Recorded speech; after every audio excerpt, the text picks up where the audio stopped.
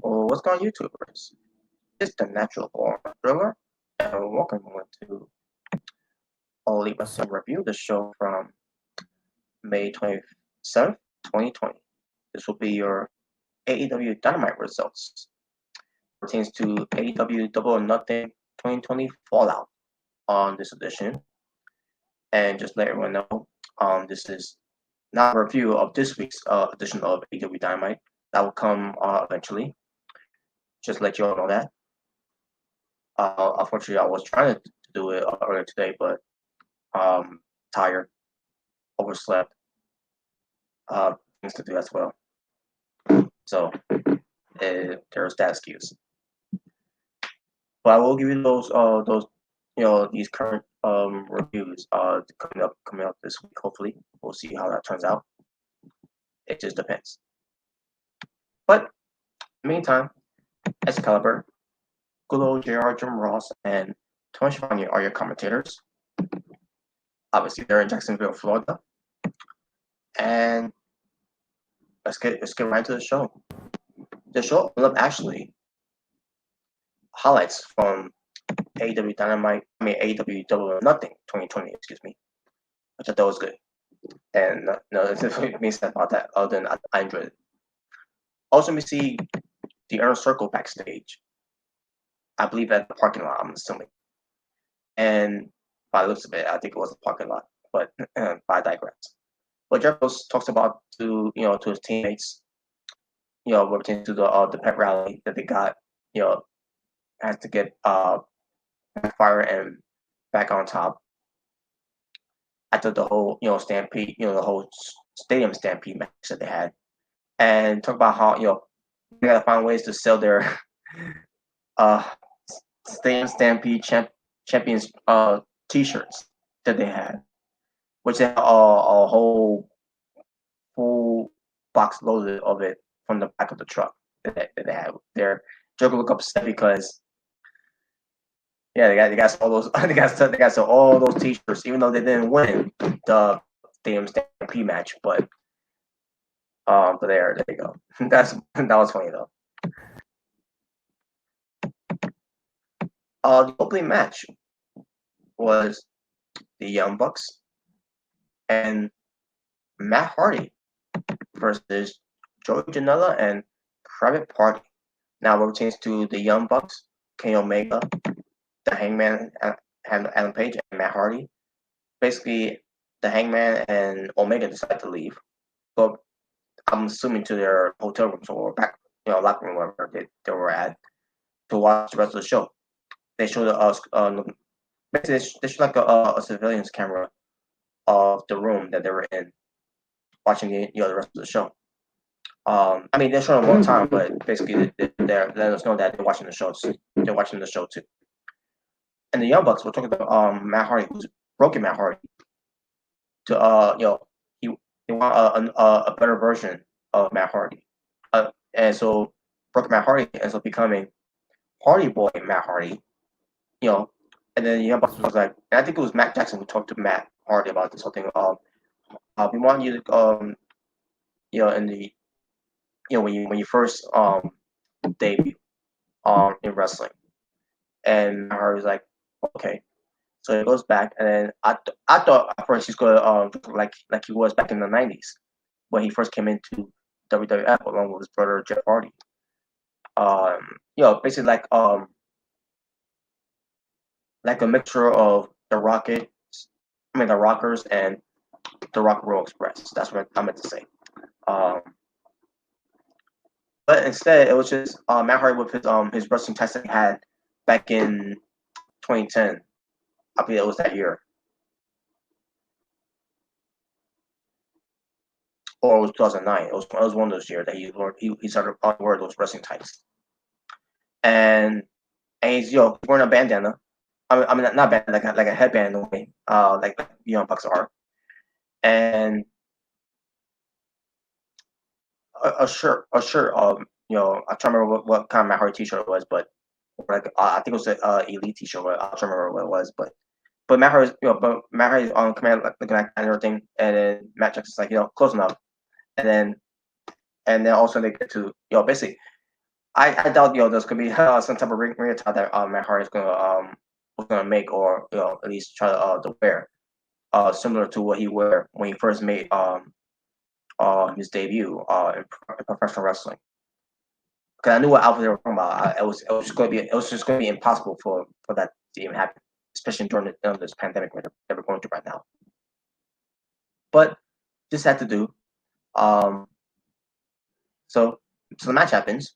It's a pretty decent match. At one point, the Young Bucks were having it out with the Butcher and the Blade in the crowd, and not Ali. I'll get to her later, by the way. I'll say that for later because Ali is funny. So, but yeah, the Butcher and the Blade.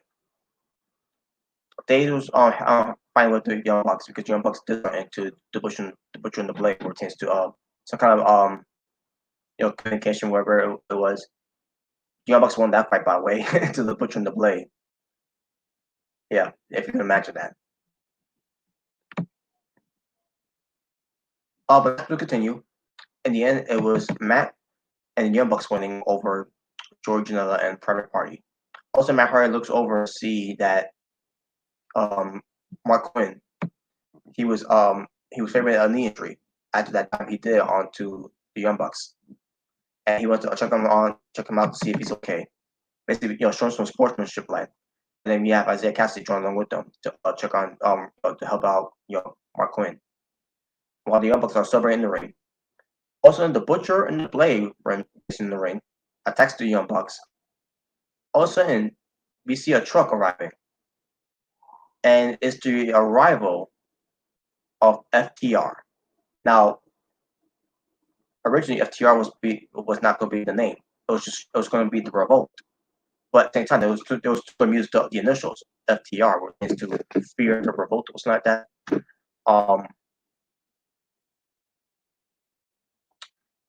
Unfortunately, that can't be called the Revolt because there's a Revolt tag team name already that's been going on long before.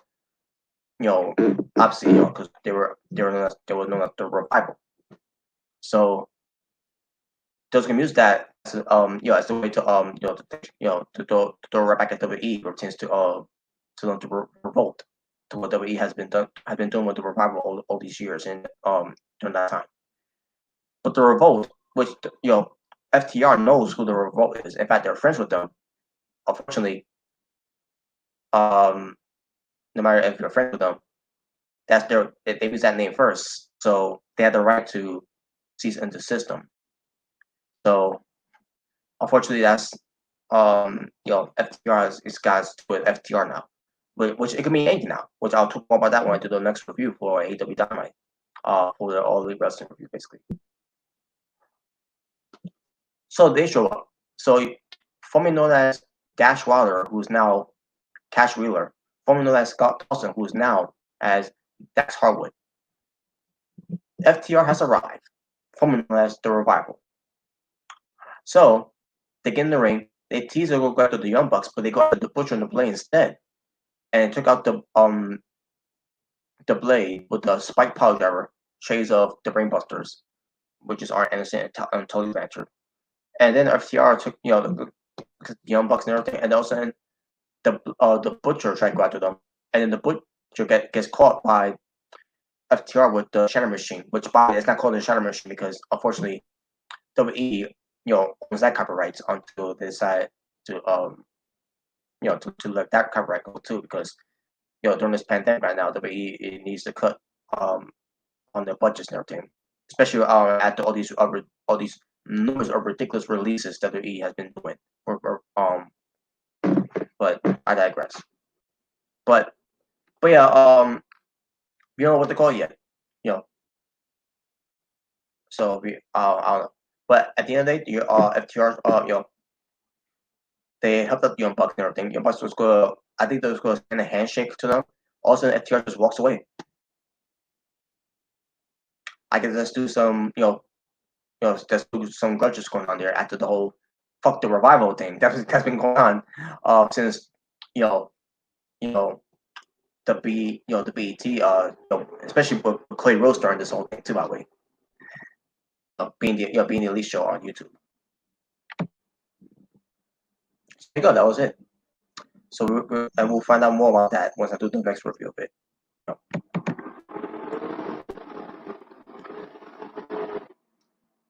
From the 559, the Machine, Brian Cage, being covered by the Human Suplex Machine, tags with his orange towel. Yes, his orange towel. Usually he has a black towel with him, but because he's all about the color orange towel. Brian Cage squashes Lee Johnson, squashes him, murders him. Meanwhile, you have the AEW World Champion, John Moxley, on commentary. So yeah, Brian Cage wins. I don't know what to tell you.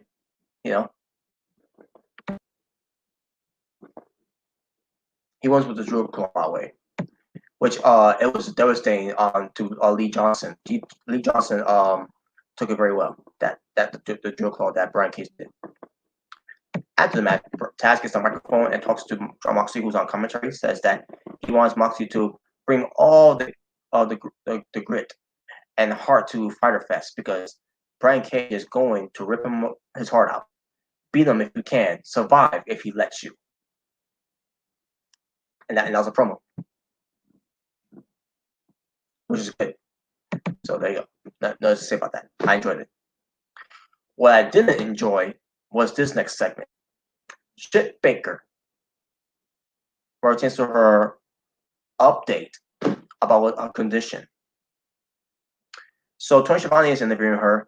She comes out in her wheelchair, which she's being rolled into the stadium, into the segment, the stage by a rebel. So does it go to this? She wants to give another rules of being a role model. Rule number 3: don't hurt the role model. And then she talks about conspiracy because of her injury. She talks about 3-on-1, calculated attack. She says, while there's no women's division. And I'm just like, oh my God.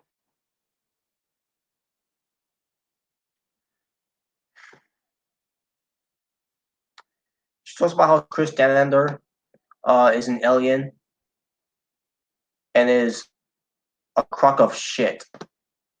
Oh, because she says that means something, right? No, because Britt Baker is shit. Shit Baker. Sheeta already broken her nose. Already broken her nose. I meant to say, excuse me. Already broken her nose. And uses a weapon. Basically her candlestick. Not saying that she used the candlestick on Shit Baker, but the whole thing with the broken the nose thing, yeah, because it's your fault.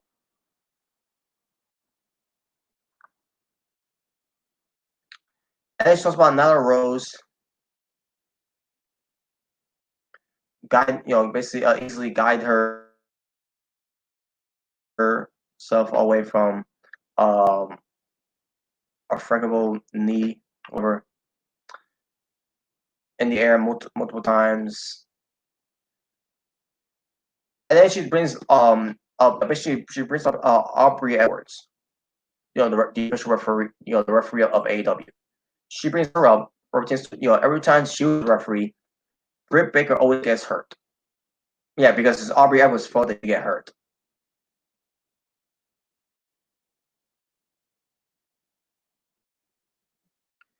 But she'll be clear around September 5th when AEW goes to do their all-out pay-per-view. And that was it. And I'm like, oh my God, this was trash. This was garbage. And now we can move on. Thank God.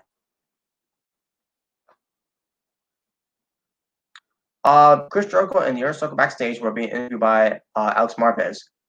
Jericho talks about the pet rally will be the best thing ever. I'll talk about that when we get to it. All of a sudden, Orange Cassidy just strolls out of nowhere from the background and then walks away. Jericho's like, did he just do that? And then Jericho said he's got an idea. And like, oh, what would that be?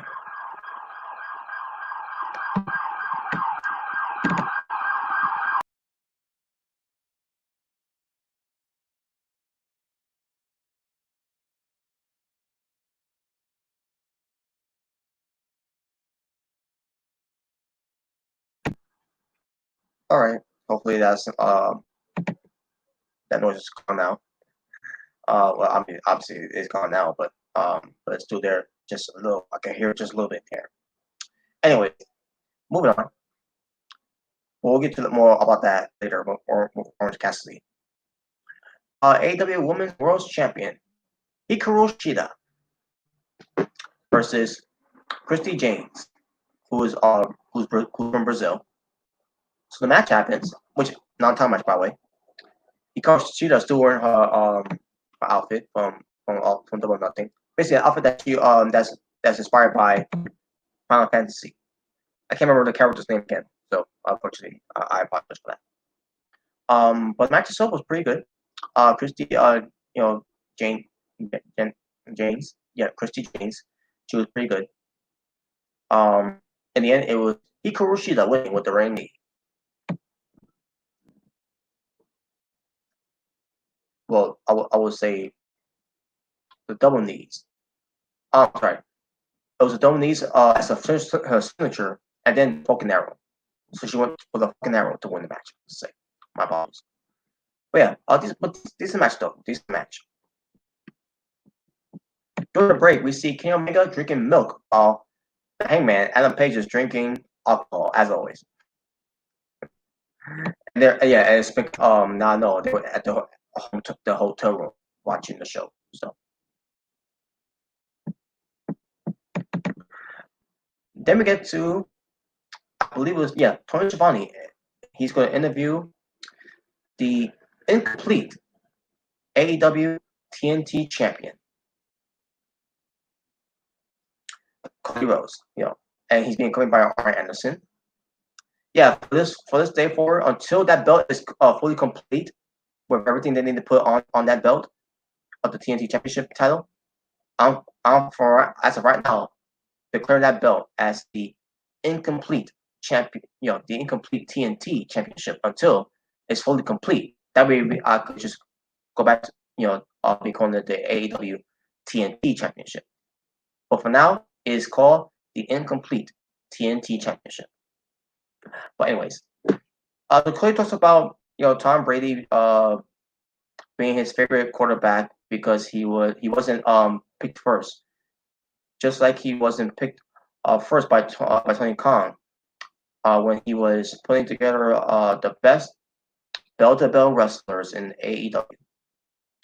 Let me just say one thing: fuck Tom Brady. Moving on. In the crowd, we see Dustin Rose, Brandy Rose, and QT Marshall, who's talking with the bunny, who's Allie. And I talked about this off my AEW Dark results for that from the previous review I did for All Elite Wrestling. Where Allie is with QT Marshall now. She's flirting with him. She's finding some interest in him, and I'm like, you're married to Braxton Sutter, who is the Blade, and QT Marshall is married to whoever he's married to. I seen a picture of her by the way. She's not a wrestler. She's just a normal woman, and she's beautiful too. She's beautiful, but like, this makes no sense. Why is this happening? There's no story behind that. There's no background behind that, other than what they're doing for AEW Dark. There's now I'm pretty sure I'm assuming I have a theory of this.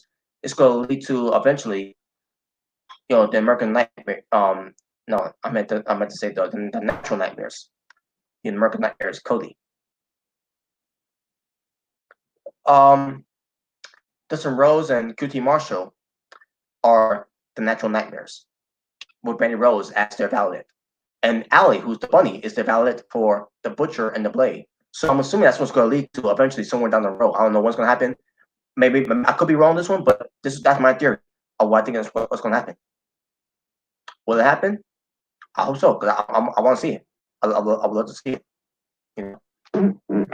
But I'm seeing this. I'm like this is insulting my intelligence here, because unless these are the type of married couples that are swingers. And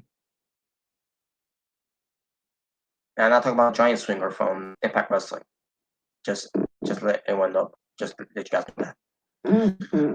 But yeah, know what I mean. When it comes to swingers, even though you're married, but you want to have sex with other people that are married, whatever, that type of thing. Yeah, I know what I'm talking about. Mm-hmm. And if you don't, where you been? Anyways, but I digress. Mm-hmm. Some of you may not know, but in case you didn't know, now you know.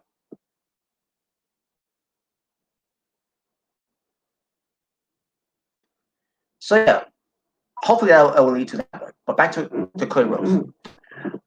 Cody talks about how he could outwork anyone, and says that he will be ready for anyone every week to defend the incomplete TNT Championship, saying that it will be an open challenge as long as he's a champion. He talks about how we're still in the pandemic era of wrestling. Thank you. The pandemic era of wrestling. AEW is acknowledging what's going on in the world. Meanwhile, WWE wants to ignore it, acting like, oh, everything's fine, but due to the situation, that's how they train the whole pandemic thing, with the whole COVID-19. They're calling it due to the situation. And what is the situation, WWE? Explain to us the situation that we're dealing with in the world right now.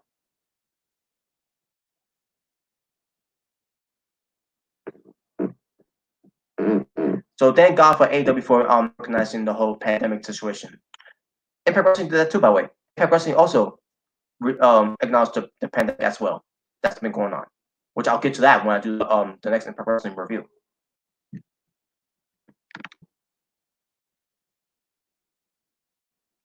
Anyways, but Rose says everyone is basically wants everyone to give their all against him, and he's gonna give them his all when it comes to AEW power shows every week and everything. And then he says thank you to everyone, and there you go. That was it. So good promo for Rose. As always, he always cuts with some good promos. He gets that a lot from his father. So we get to Jimmy Havoc and Kip Sabian being accompanied by Penelope Ford versus SCU, which will feature Frankie Kazarian and Scorpio Sky. Now, in this match, is to receive a title shot against the AEW World Tag Team Champions on the next AEW Dynamite show. Which I don't understand why, because didn't Best Friends win a no contendership match on Double Nothing, from the bottom? Why are these two teams are getting ahead of Best Friends? Unless I may have missed something. Maybe it will happen at Fighter Fest. Maybe I don't know. But other than that, I haven't really heard much about it. But besides that, as far as this match was, I couldn't get into it. I don't know. Maybe it's because of Jimmy Havoc and Kip Sabian, where I don't buy them as a tag team. I just don't know. I just wasn't feeling the match. The match to me was just bland. But in the end, it was Kip Sabian and Jimmy Havoc winning. And nothing to say about that match. And so yeah, he's with Wardlow. He talks about how great he is, and as always, and he's undefeated for over a year. He can't believe he hasn't got a title shot for the AEW World Title, because he's undefeated. MJF said once he heard about the Battle Royal, though he wants another opportunity to face Cody, beat him for the incomplete TNT Championship title. So MJF says, if it comes down to between him and Wardlow knows what to do. And then Wardlow speaks by saying "but," and then MJF yells at him and said, "But nothing." And then gets in his face and everything, and he's like, "I was just kidding," laughing and everything, and he's ribbing all that, and he walks away. And then Wardlow looks upset. I think they're gonna break them up pretty soon. I don't know when, but for now, doesn't look like it's happening just yet. So, but we get to the Battle Royal itself. The winner of this Battle Royal will receive a shot of the incomplete TNT Championship title on the next AEW Dynamite show against Cody. So, who's in the match? You had MJF, Wardlow, Billy Gunn, who's a surprise. He was in the crowd. He gets in the ring. He takes off his shirt and everything, and then his pants, and so he's in his ring gear. So, what a coincidence that he had his ring gear on. What the hell? Okay. Yeah. Also, I'm trying to remember who else was in there. Like Luchasaurus, Marco Stunt, Jungle Boy, Luther, Sonny Kiss, Coco Cabana. I think. No, actually, no. I was gonna say George Janela, but I just remember he was right in the match. So, oh yeah. Brandon Cutler, Peter Avalon. Can't remember who else was in there. Oh yeah, I think you have some of the Dark Orders.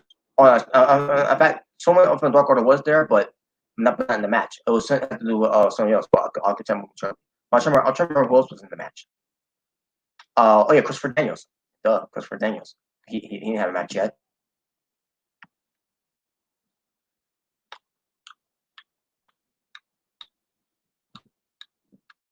And yeah, that's basically the gist of it of those who were in the Battle Royal.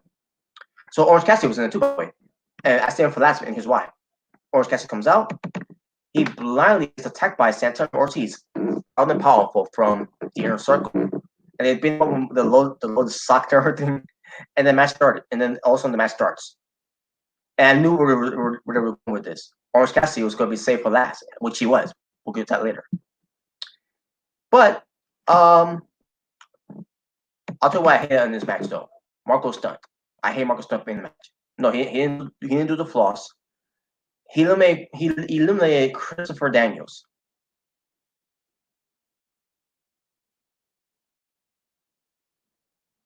Yeah, let that sink in.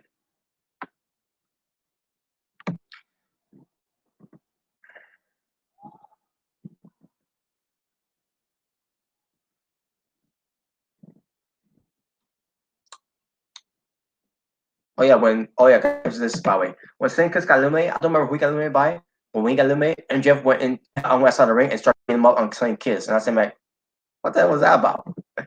they got back in the ring. I love the standoff, the face off between Billy Gunn and Luchasaurus. And also I did also the same with Billy Gunn and Wardlow. And also with Wardlow and Luchasaurus. We still need that match, by the way, between Wardlow and Luchasaurus. Until the pandemic came around, that they plans to change, unfortunately. But hopefully, we do get that match eventually. Because as how it is right now with the pandemic, it's cooled down for now. Coco Bound at one point eliminated, and then one of the Dark Order sponsor men, basically, is thinking having Coco Cabana to join the Dark Order. So Cabana is thinking about it. We'll see what happens with that one. Brandon Cutler and Peter Avalon, they're doing this whole thing where they're trying to see who could win their first match, because ever since they've been signed to AEW, they have not been winning any matches. They've been known as jobbers, losers. They have undefeated record because unfortunately they had won a match. So they're fighting each other on their apron. And I see myself who's going to get eliminated first here, and they both got eliminated at the same time. So so the streak of them losing matches still continues.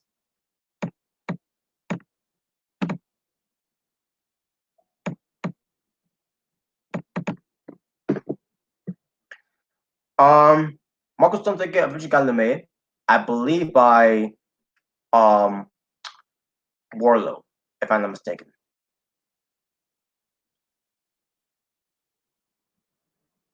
Yes, he was by Warlow, which it was nice the way it was done too. Marcus Stunt sucks.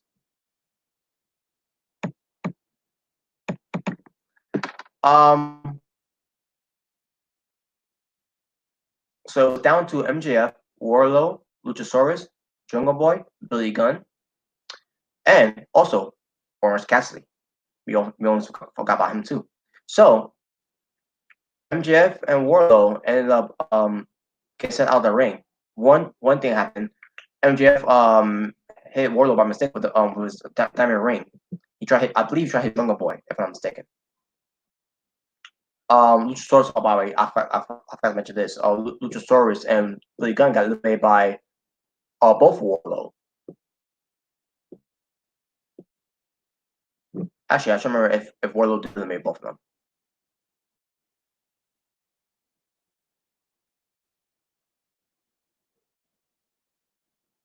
Yeah, Warlow got rid of them both. I don't remember if it's like the same time or whatever, but Warlow did get eliminated. Got rid of them though. So MJF nails Warlow with the, like I said before, miscommunication with the ring. So and Jeff gets eliminated by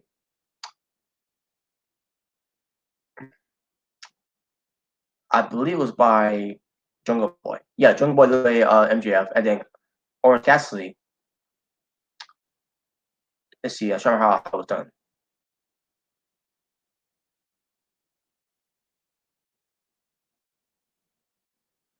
Either it was like the whole pulling the ropes down, and then Warlow was going too fast, and then he got out of the ring. I think it was like something like that happened. But either way, because of the ring, it basically did enough damage for Warlow to make that mistake. So it's down between Jungle Boy and Orange Cassidy, and they're going at it, and they were having a clinic until Jungle Boy goes for his hard ronda to send Orange Cassidy out of the ring. Your winner and your first normal contender to go up against the incomplete TNT champion Cody Rhodes is Jungle Boy Jack Perry. Welcome to the jungle. So yeah, I enjoyed this match, by the way. I know some people didn't enjoy the match, and I know a few that didn't enjoy the match, but that's their take on it. My take on it, I enjoy this match. I always enjoy these type of good battle royals. When it's done right. Not saying everything was perfect in this match, or was because again, Marco stunned. That's for him. But anyways, All right, so the next time I do a All Elite Wrestling review, or since to give you AEW Dynamite results, this is the match that will be featured. The incomplete TNT Championship title, Cody Rhodes versus Jungle Boy, the challenger. The AEW World Tag Team Champions are online, Hangman Page and Kenny Omega versus Jimmy Havoc and Kip Sabian. Maybe with Kenny Omega and Hangman Adam Page, they could turn this match to be a good match where it pertains to the two teams of the two guys teaming up as pertains to Havoc and Jimmy Havoc and Kip Sabian. Because I really like them as a tag team, but maybe this match can try to convince me otherwise, but we'll see. As the cliffhanger, by the way, folks. And Chris Jericho will be in action too, on the AEW Dynamite show, which I will do that review whenever I can, and plus more of what we're saying to what will happen on that show from this week. And then we get to the best part: the Inner Circle pep rally. They got bands, they got cheerleaders, and my God, I was sweating.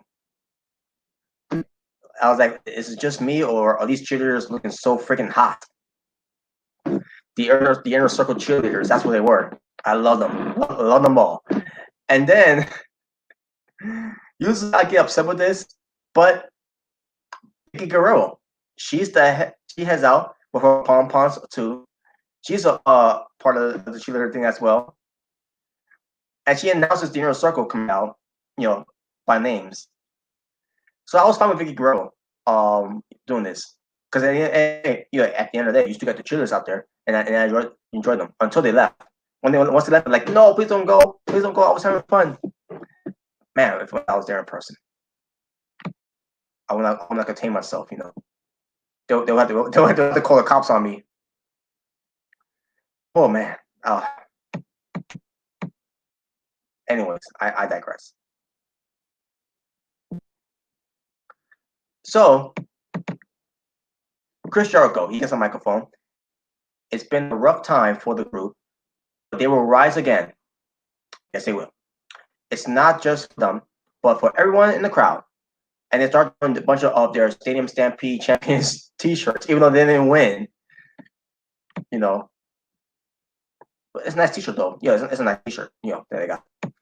Sammy Guevara, using his crutch, to take the mic. He says that they didn't win the match, but they participated, and he got all them trophies. Basically, he got these mini trophies for the for everyone. And Santana got some gifts. He gave Jake Hager Timberland boots.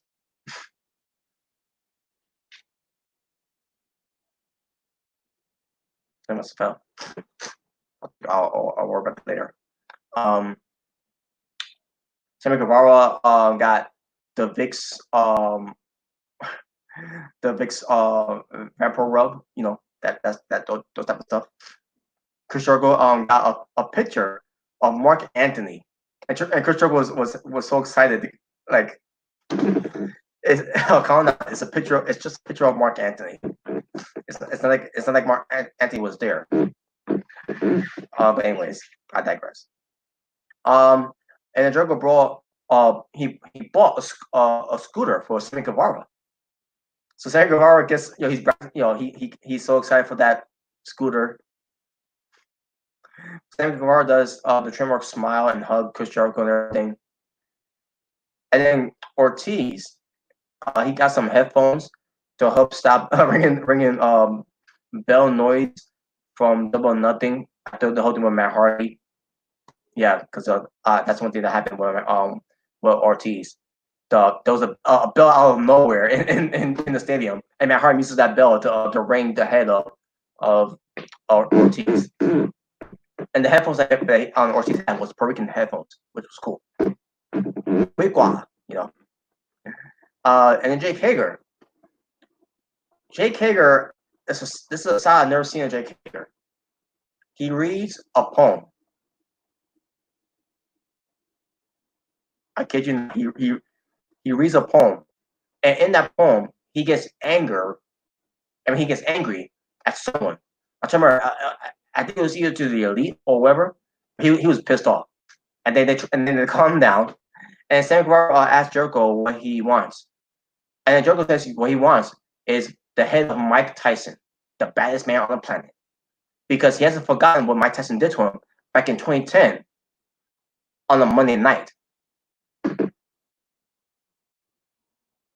Does anyone remember what on that Monday night back in 2010?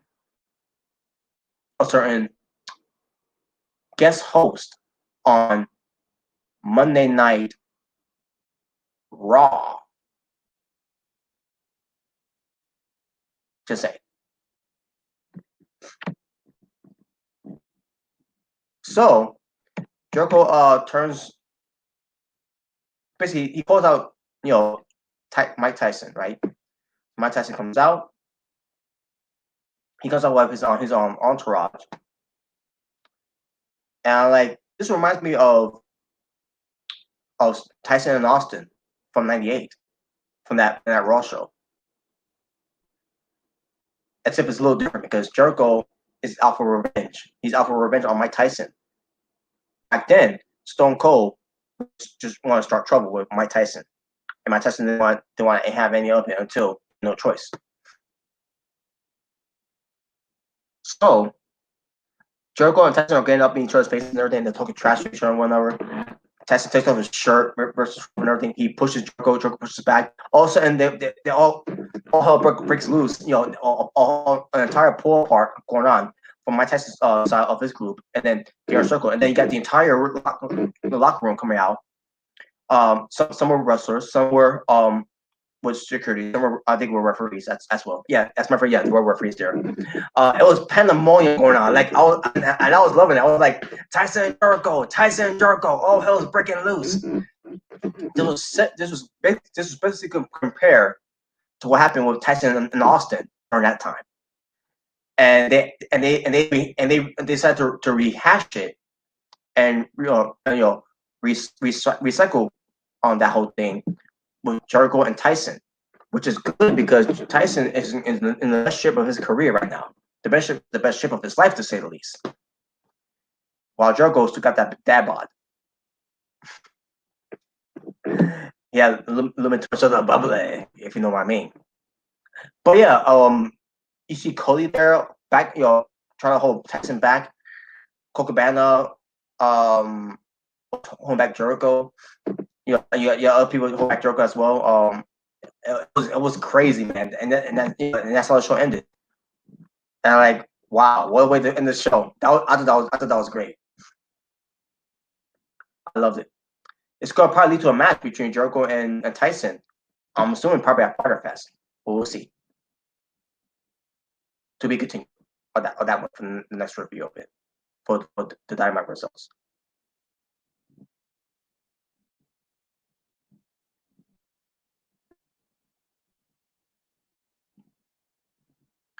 Now I believe it was 5 matches on the show here. Let me just go check.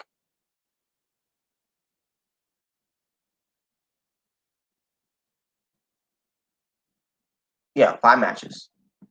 That was Toma Wrestling for AEW Dynamite from May 27th, 2020. And my overall rating for the show, 9 out of 10. And that being said, thank you all for watching. For It's the Natural Born Thriller, saying peace on the streets. So this was your All Elite Wrestling review, where it's giving you AEW Dynamite results, or it pertains to also the AEW Double Nothing 2020 Fallout. And that being said, folks, you all stay well, stay safe, take care of yourself with everything that's going on in the world right now. Let's all remember to get along, and find peace, and hopefully everything will get better. So I'm out. Ta-ta.